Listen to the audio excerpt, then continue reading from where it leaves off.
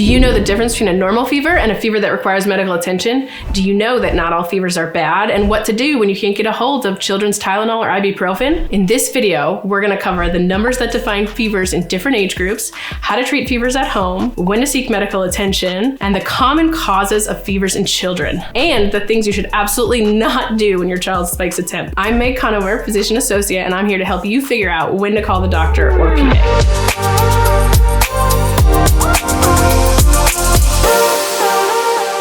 A fever in an infant under 3 months is defined as 100.5 degrees Fahrenheit or 38 degrees Celsius. Rectal, yes, rectal temp is the gold standard to measure. In infants, this temp warrants an immediate doctor appointment. In older children, 3 months to 3 years old, it's still a fever at 100.5, but it doesn't require immediate medical attention. A fever of 102 or 38.9 Celsius in kids 3 months to 3 years warrants a call to the doctor. Children of any age should also see a doctor or nurse if they have oral, rectal, ear, or forehead temperature above 104 degrees Fahrenheit, 40 degrees Celsius, or higher. Armpit temperature of 103 degrees Fahrenheit, 39.4 Celsius, or higher. A seizure caused by a fever, fevers that keep coming back despite medication, and a fever as well as an ongoing medical problem such as heart disease, cancer, lupus, or sickle cell anemia, and a fever as well as a new skin rash. Here are some at-home treatments you can try. Tylenol in infant children's formulations or ibuprofen infant and children formulations. Remember, always follow the dosing on the box. Never use aspirin in kids under 18 years old. There's a risk of something called Ray's syndrome, which is a constellation of symptoms that can cause confusion and organ failure and can even be fatal.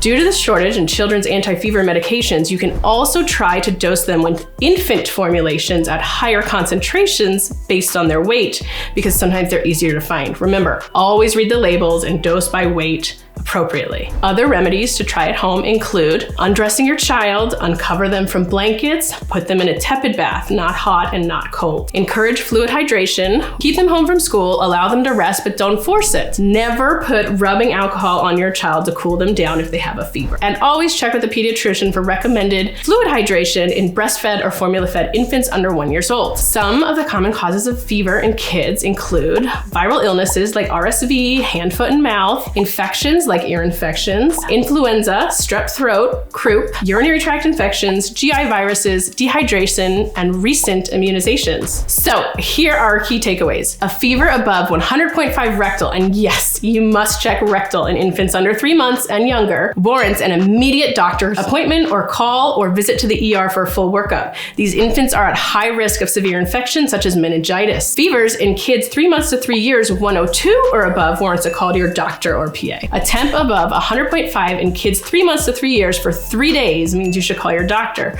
Likely there's an underlying infection that needs treatment. Never give aspirin to kids under age 18. This causes a risk of what's called Ray's syndrome and possibly death. Never cover a child in a fever with thick blankets or clothing. Always undress them and give them over-the-counter children's Tylenol or ibuprofen based on the box instructions. I'm Meg Conover, physician associate. See you next time.